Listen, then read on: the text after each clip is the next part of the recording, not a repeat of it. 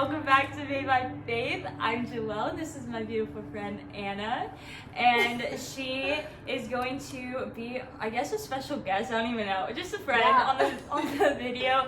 We're gonna be talking about what it looks like to be freshly married. You just got married, which is so exciting. It was such a beautiful wedding, and I'm so grateful to be there. I'm not even kidding. I almost cried when you were walking down the aisle because you were crying, and I was like, oh my gosh, I was so happy. And just that wedding was just so beautiful. I just saw the Lord in all of it, and I just was like, this is just the most beautiful couple that loves the Lord. And it's just something to look up to. Anyways, that's so besides the point. So how did we meet? I think, we met, I was talking to you about this the other day. Yeah. You were in my flock group freshman year, the first week of school. Oh my gosh, I don't Yes, you don't remember. But it's okay, I remember because I was like, this girl's is so sweet. I thought you were the sweetest person, but I was scared, so I didn't talk to you. I actually didn't talk to anyone in that group. I was so quiet, and I never went to another one. Yeah, I went to one thing because I thought we had to go, and then I didn't show up because I was too scared. Valid. But and then I think we had a class together my sophomore year. But did we actually know? Oh, freshman year English. Yeah. Yep. English class. Yeah. You sat next to me, and it was so sweet. I walked in, I didn't know anyone, and you're like, Joelle, and I was like, hi. Can you please sit next to me? Literally. But that was so fun. Yeah, you were so sweet. First moment I met you, you were so sweet. Yeah, and that was a very intimidating class. Oh so my gosh. Really really nice to have you. Yep. Oh my gosh, I don't want to read all that. Yeah, I've never worked so hard in a class before just so I could get an A. It was awful. But it's okay. I learned a lot. Yeah. Okay, so as we know, you just got married. Mm-hmm. Update on that. You met Holden. I want to go through that story a little bit because I've heard it before and it makes me giggle every time. But just walk through how that was, and I know there's some friend zoning going on. So why did you do that? How did you come out of that? Mm-hmm. Yeah, Holden and I, so we first met,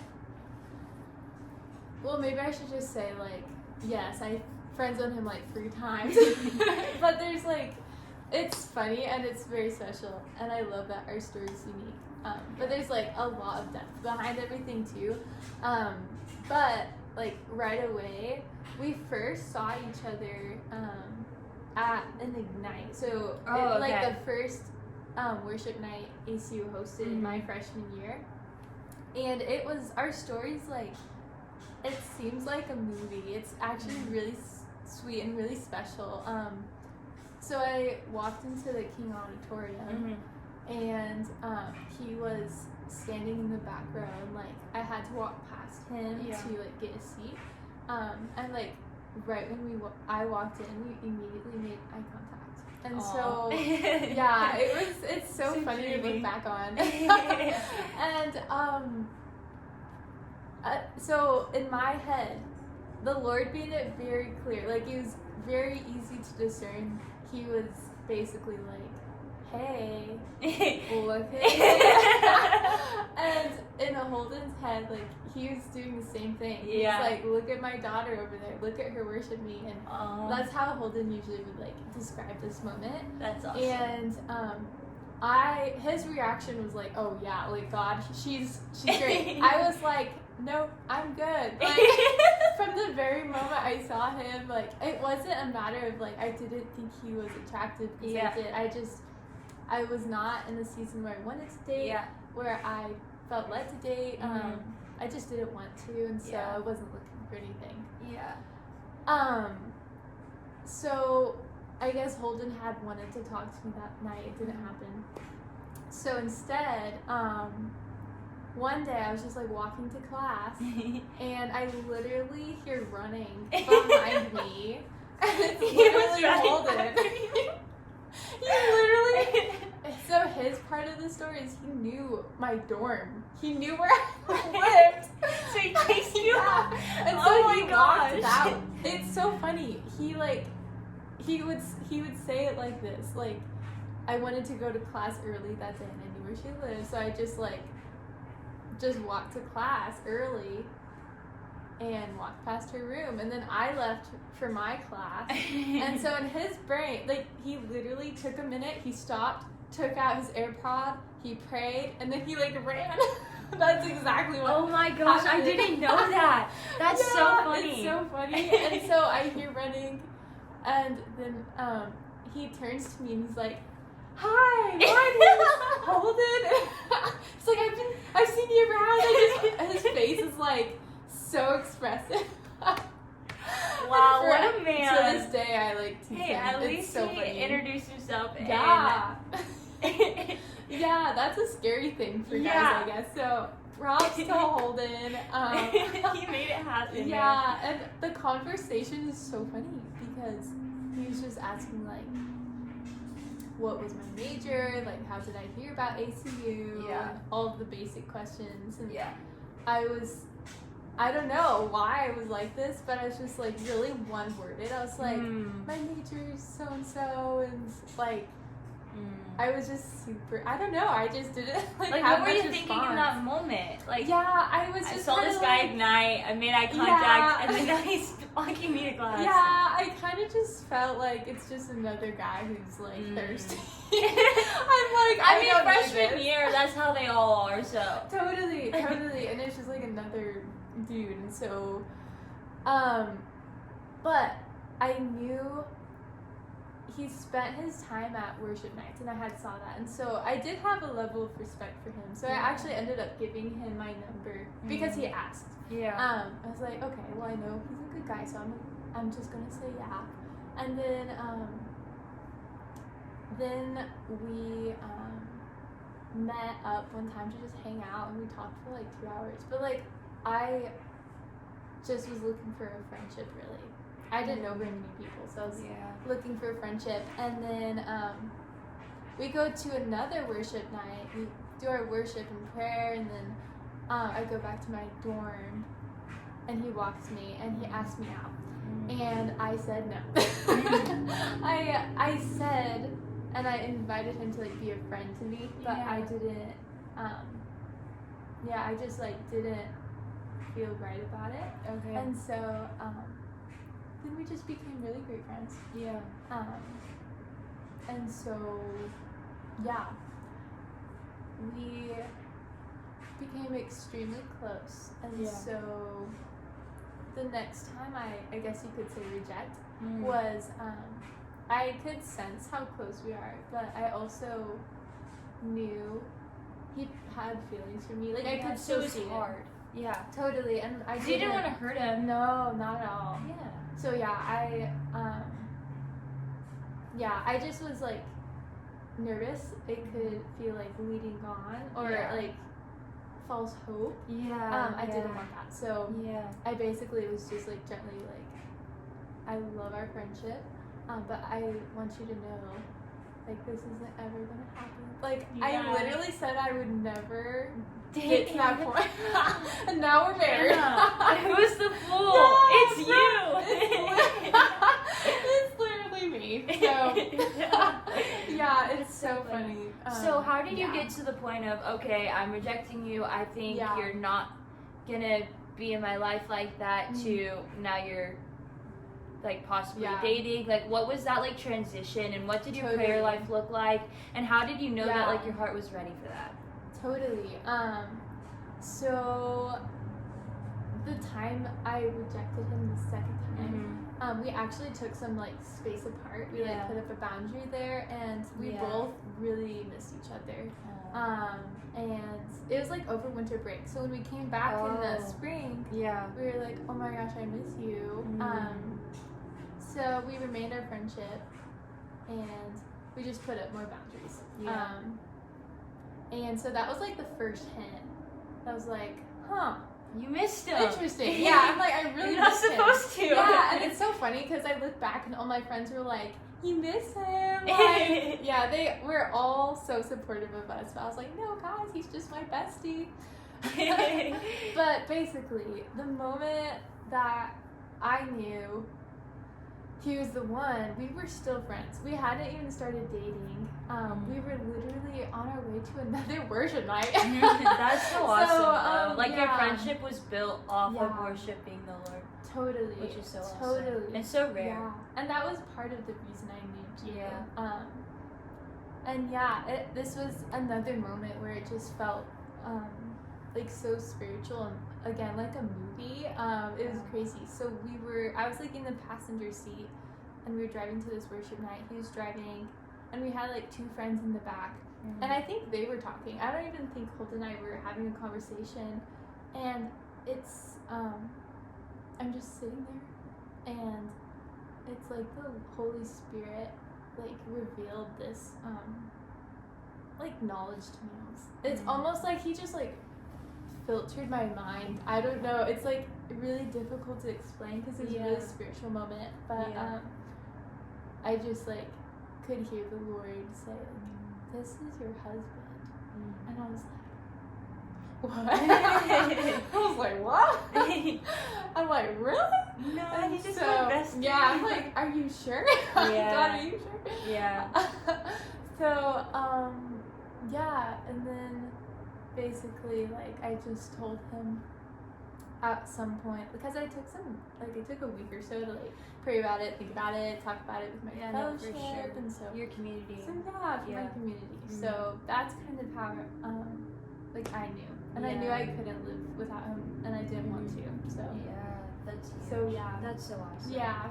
Okay, so fast forward, y'all just got married in November. You've been married for a little bit, so obviously you have a little bit of experience of marriage, like couple months, I guess. Yeah, more than me. So, but yeah, so just like I don't know, like just expound on that a little bit and how that's been, and like maybe like a surprise that you had, just so you can help someone else that's like about to walk through marriage or something like that. Yeah, I don't know. Yeah, like kind of like what it looks like. Yeah, I guess like something that surprised you that you wish you would have prepared more for. Yeah, totally.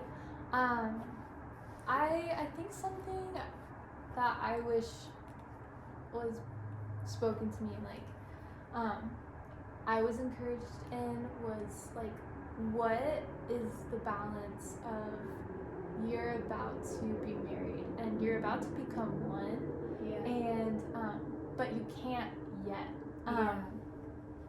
And we all know that to be true as Christians. We've all heard the talk, you have to wait. But there's not much, like, how do you do that? Yeah, it's like, this is what you're supposed to do and figure it out yourself. But there's no help in it. Totally. So, I guess, like, with that being said, what I learned was there has to be grace. I think we were talking about this earlier, but with the talk of sexual union, it's not usually discussed in a tone of grace. And so I think if someone were in the season about to get engaged or about to get married, I would want to say, like, have grace for yourself, and here's why. Because the concept of dating is actually very new. And we, like, the generation is you date and then you get married. And I think there's so much beauty, there's so much fruitfulness in that. As Christians, we've learned how to take dating, which was a secular practice before Christians started practicing dating. But, like, what do you do with that? And, like, what does that look like as a Christian? So, basically, before dating was courtship. And courtship was this idea and concept where the groom-to-be would be mentored by the bride's father. And so, I don't know if I would, like, recommend courtship. I think it's beautiful. I think the idea of, like, involving family, involving someone to, like, pour into your relationship to prepare you for marriage. It's almost like premarital counseling. But a little bit different. And I think there's beauty in the fact, like, family is involved. So we look at dating, and then we look at courtship, which came before dating, and then we look at what did relationship look like at the beginning. And so like studies show, we think that Adam and Eve were pretty young, and when they became when they were in relationship, it was just immediately. There was no needing to wait. There was not that weird tension of we are drawn to one another. We are simply designed to have sexual union. That's how we feel love. That's how we give love. That's how we feel presence from God. So circling back, when you're engaged, what do you do? It's like that weird in between. Totally. And something Holden and I experienced is we went strong, honestly, but we also messed up, and everyone messes up, whether you believe it or not. We just don't talk about it. No one talks about it. Because it's shameful. Like, why would you want to tell people your like hard parts? Totally. Yes, exactly. And so we when we messed up, there's this like instant shame, and so it's a really difficult thing when you're about to get married. But when you mess up, your immediate reaction is, dang it, like we did it again. We need to go like receive forgiveness, apologize to the Lord, repent. And then when you're married, you feel the same thing, because that's all you knew. And the reason I brought up the idea of dating is because we practice things in dating that were meant for marriage. Even like, this might seem like a bit much, but even like the idea of cuddling, that was actually designed for marriage. I don't know if I would say like don't cuddle, because I think I'm pro cuddle, but it's just like with that, like you become not just emotionally close, not just spiritually, like physically, as you were designed to. So I think with all that being said, there just needs to be more grace. No, there's grace. I think Jesus is completely capable of understanding your position.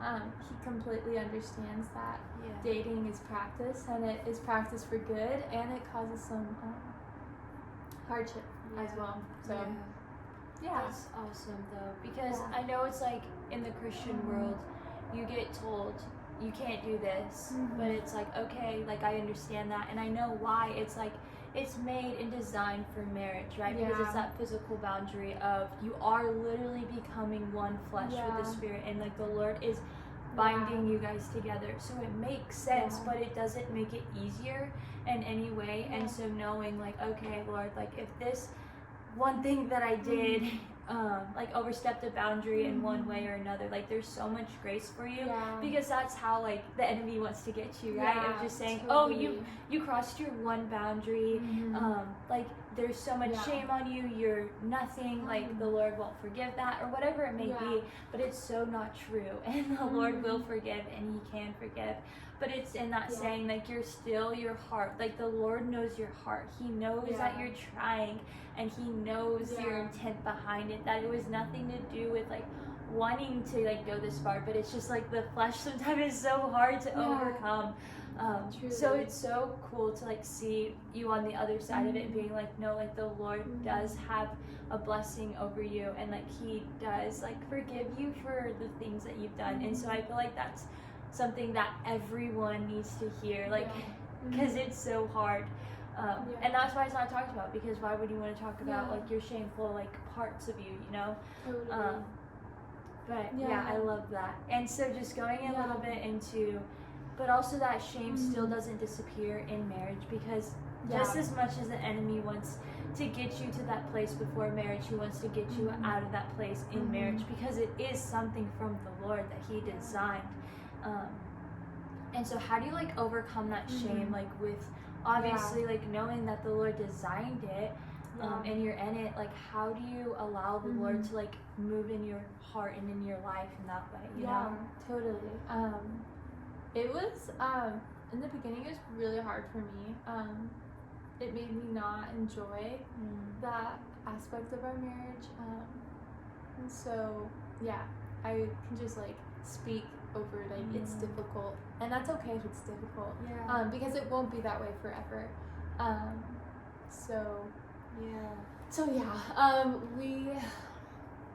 Wait, what was the question again? Just like in that aspect of feeling shameful, like how do you allow the Lord to heal that and mend that part of your life? And just knowing. I don't know. Does that make sense? Oh yeah, totally. Yeah. So first thing is be sure to share that with your partner. And just discuss that. And Holden responded with so much grace and so much patience. And so that took off a lot of pressure on my part. And then I talked, like we did actually pre-engagement counseling, and premarital counseling, and we're doing marriage counseling right now. And so we talked about it with our therapist together, and she just like spoke a lot of truth over it. And so if that is the position someone listening might be in, I was encouraged to read Song of Solomon. But then it's sometimes like Song of Solomon, I don't know. You know what I'm talking about, I read through that, and I read it like with commentaries and studied it, and it retrains your mind of what marriage is intended to be. So it's really important to like train your mind, like this is what it's supposed to look like, what it's designed to look like, to what it's meant to feel like. And it's really beautiful in Song of Solomon, like over and over again. It's King Solomon and his bride to be. She was referred to a lot as the maiden, but before they ever had sexual union of any kind, they would be speaking life over one another. They would say, I love this about you, I cherish this about you. Solomon would be like talking about how much he loves her flock of sheep, meaning her teeth. Like they would be like speaking love over one another before acting upon love. And so that's something Holden and I incorporated. We allowed each other to feel loved by our words, by the power of words, before we felt loved with sexual union. So that was extremely crucial and like really impactful. And just like retraining of like, no, this is actually something from the Lord, and I'm gonna embrace it and not feel shame over it, because that's obviously shame is from the enemy, like and so just like putting that aside and being like, no, Lord, I'm gonna walk into what you have for me, because that's just so much greater. Into the way of it. That's so awesome. Yeah, I actually have another thought. Go for it. I also wanted to bring up something that was a little bit difficult going into marriage is Hollywood. And what I mean by that is Hollywood is what has trained our relationships. And Hollywood is the only way, like, you can visually see a relationship take place and like what it looks like, how it sounds, how you perceive what it feels like. Like we have been trained by Hollywood, and so and you even think about like the struggle of porn. When you are in the place God designed you to be in marriage, and you are able to, like you are free to love one another in sexual union, it's easy to think back to what you know, and that is what Hollywood's trained us in. So I would say with that, I would encourage anyone, like, even if you are not in a relationship, if you are preparing yourself for a relationship, I would say guard your heart, because what I believe everything is so much more spiritual than we make it to be. The Bible makes it very clear. Words are so powerful, and I believe with that, what we see is so powerful. Yeah. And so, I would say this to my little sister. I just like guard your heart and what you see and like what you consume. Yeah. So it's like our eyes are to like the place of our heart, right? What we see is like what we consume and what goes to our heart. And same with our ears. So like we have to protect those things, and we don't even think about it because it's just like, oh, everything is just out there, right? And we don't know like the boundaries in that. And like it's, I feel like talked about, oh, you're a Christian, you can't, but it's like it has so much deeper meaning. Is because like just allowing the enemy to have anything in your life of like you seeing anything you want, listening to all the different types of music, like you're allowing that to just be in your brain rent free, and it's just like it really does affect you in more ways than you can count, and then you start thinking that way, right? Like when I'm hearing music that's secular and has a lot of like perversions or whatever it may be, like that's what my brain tends to go to at times, rather than when I'm listening to worship music and I'm going through a hard time, and in that moment like my first instinct is, okay, Lord, rather than, you know what I mean? So it's just like the things that the enemy just tries to seep in anywhere. But that's so true though, because it does feel like Hollywood has so much say so into our lives and what it means to be in a relationship and what a relationship should look like, but that has no value really. And so that's why I think it's so important to have community. You were talking about this earlier, is having a community around your relationship is so important, so that they can not only pour into you guys, but that they can just like see your relationship and see what it looks like, and they can call you guys out when you're not acting in the way of the Lord, and when you're straying away from that, or when you're relying on each other too much than the Lord. I'm like, I don't know, I'm just so passionate about that because, and like we were talking about earlier, is okay, so I'm in this kind of shifting gears. I'm in this relationship with this person. I know he's the one, or I think he might be the one.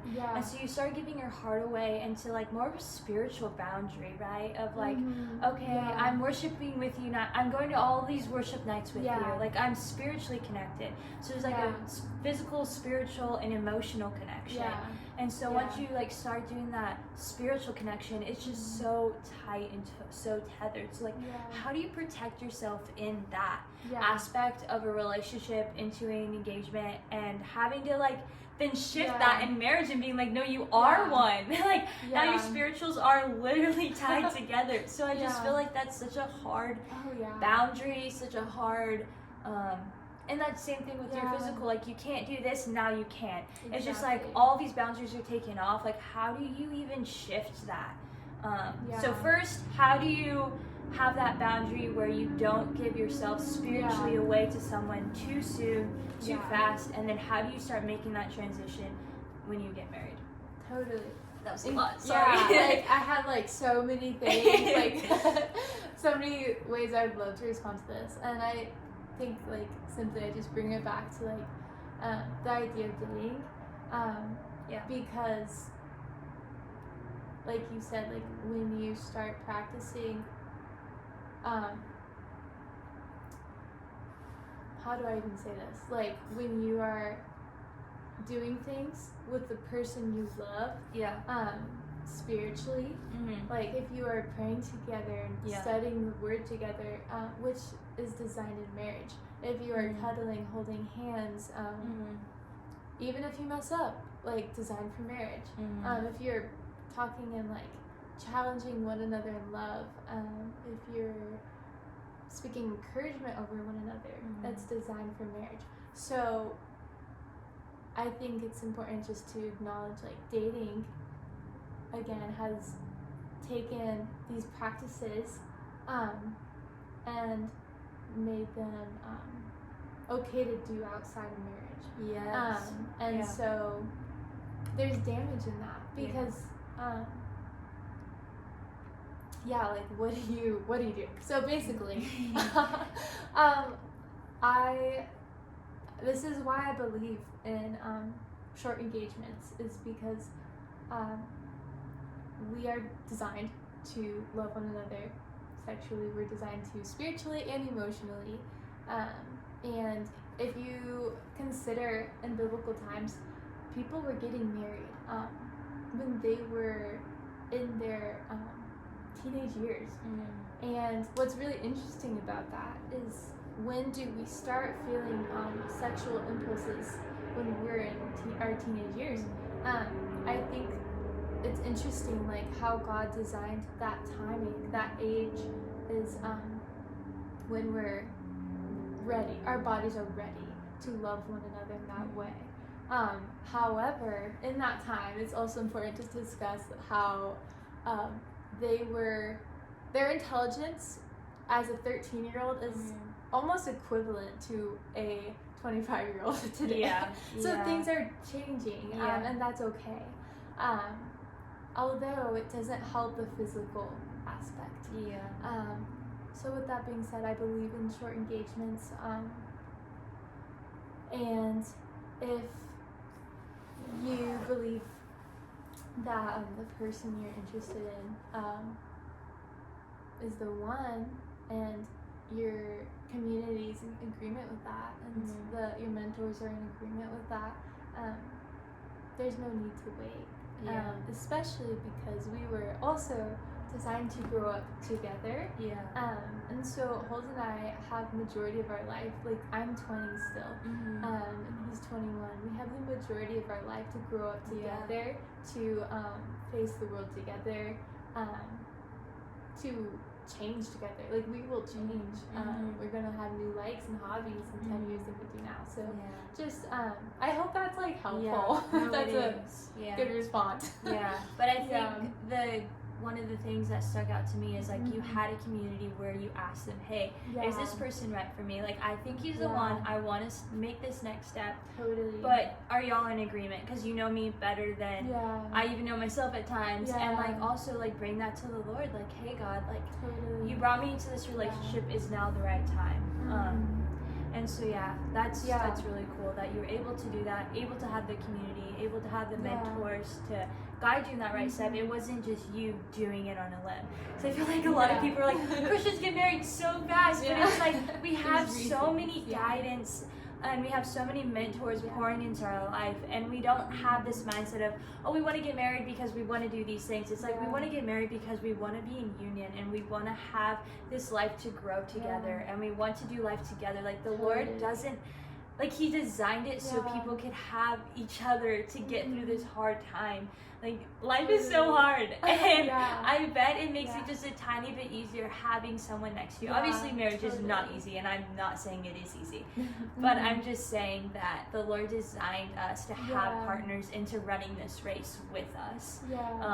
And so being able to step into that is just such a cool thing, and that's where our hearts and our desires come from when we want to and we desire marriage. Anyways, do you have anything else to add at all to this conversation? I would love to like address those who maybe aren't in a relationship actually, and like, what do you do? And at me, just tell, just talk to me. Okay, I'll talk. I think something I would say is actually really simple. I think of Matthew 6, like when it discusses ask and you will receive, knock and the door will be opened. The Lord responds to our faith, and so in that season, I would say this to like a sister. You're a sister too, so I'll say it to you. I'll take all of it. I would say first, like, pray for your relationship with Him to remain strong, to grow. Pray for your future relationship, because it will be given. When we ask, it will be given. He does hear, and He will provide. And we don't know when, but He will. And that's that. And that's period. No more questions. He does. And then with that, something that I did 2 was I took attributes and characteristics of women who were wives, and I said, I want to be that wife. I want to do that for my husband. I want to serve him in that way. And then start practicing that with people around you.